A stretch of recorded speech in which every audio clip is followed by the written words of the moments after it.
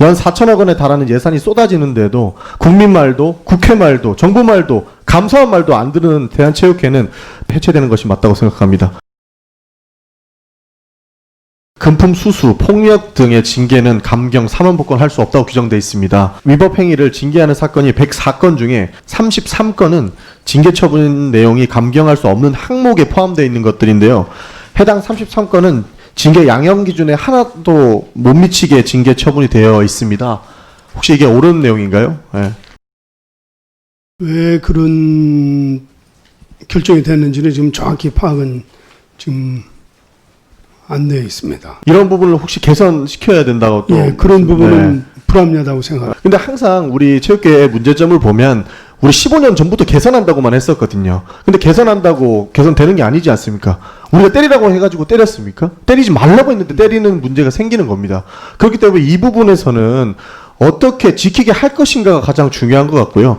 이제 미국 같은 경우는 2016년도에 체조 국가대표팀이 성추행하고 성폭행 사건이 있었습니다. 그때 전원을 사퇴시켰고 체조협회는 보상금 때문에 파산 위기까지 갔었습니다. 그리고 올림픽위원장은 본인도 사퇴했는데 대한체육회는 지난 사건들 당시에 그만한 책임을 지셨다고 생각하시나요? 예, 부족한 부분이 있습니다. 그렇지만은 모두에도 말씀드린 대로 일정 부분은 또 어떤 한계도 좀 있습니다. 다만 이것을 끝까지 추적하고 또 관리해서 발본색원하도록. 근데 지금 대한체육회의 답변은 어떠한 책임을 지지 않겠다는 말이나 다름없습니다. 그래서 국민과 정부는 무려 15년이 넘는 시간 동안 대한체육회에 시간을 들였습니다.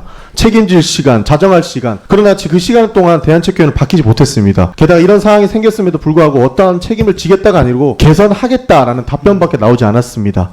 연 4천억 원에 달하는 예산이 쏟아지는데도 국민 말도 국회 말도 정부 말도 감사원 말도 안 들은 대한체육회는 대한민국 최고의 기관이 아닌가 저는 그렇게 생각합니다. 사실 이제 확신합니다. 저는 대한체육회 시간은 끝나야 된다고 생각합니다.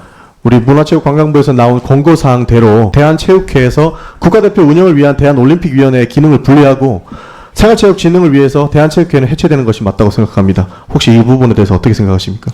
그 부분은 좀 더 논의가 필요하다고 생각합니다. 어떤 부분에서 논의가 필요하시죠? 그것은 여러 가지가 복합적으로 있습니다. 단순하게 판단할 일은 아니라고 생각합니다.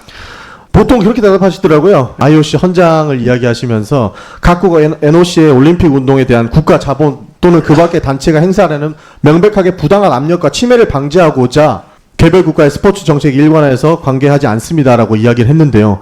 독일이 기구를 병합할 때 제지당했습니까?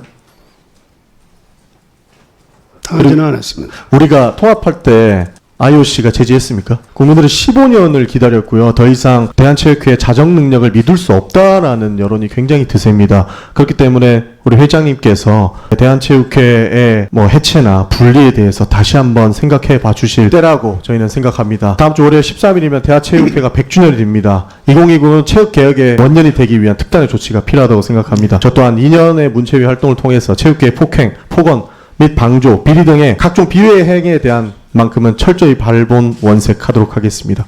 네, 이상입니다.